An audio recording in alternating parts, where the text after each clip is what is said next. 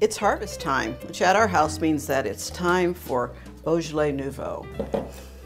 Let's see how these babies taste. I'm John Brecher. And I'm Dottie Gator, and together we write the tastings column for the Wall Street Journal.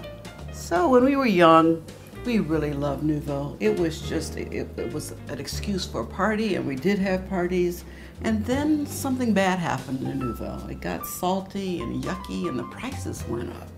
And it was no longer fun. And what's the point of Beaujolais Nouveau if it's not fun? Right. Sometimes it tasted of bananas and anchovies and salt and metal, stuff you don't want in your wine. Right. I love anchovies, but not in my wine. Last year was a bounce back year for Beaujolais Nouveau. The prices came down a little bit, but most important, the wine tasted better. It tasted like it's supposed to. What should Beaujolais taste like in its Nouveau form? Well, Nouveau. It should taste fresh and young. This isn't serious wine, this is fun wine. Anyone who's ever been to a vineyard around harvest time and had young, fresh wine knows what this should taste like. It should taste like harvest. Right, and this year the producers are doing their part to get their buzz back. They've lowered the prices for one thing, which is great. Yes. Some of them are putting their wine in plastic bottles. This is to reduce the carbon footprint, and they actually sent them over by ship instead of flying them over to further reduce the carbon footprint and the price. That's a good thing.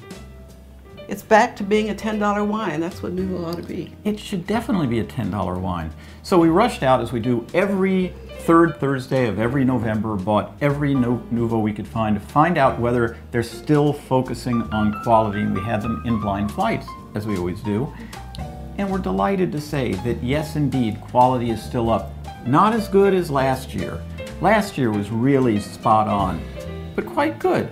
They're young, they're fresh, not a lot of anchovies, not a lot of banana, not a lot of salt, not a lot of metal. What you taste primarily is fruit. Right. Our very best of tasting was Joel Rochette, which is about $11. And here is our best value, which actually was only about $8. Now, of course, the one that you're most likely to see is good old George DeBuff. This is the one that's everywhere, and it happens to be the one that's in our glass right now. Good news with the DeBuff. Right. Yeah, we can usually tell which ones are his in blind tastings because they're more finished than the others. This one seemed to get back to its roots. It has an authenticity that's been missing, and it's just, it was delightful. So rush out and get a Nouveau Beaujolais.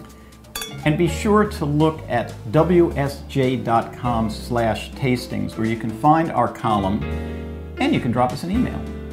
Happy holidays. Cheers.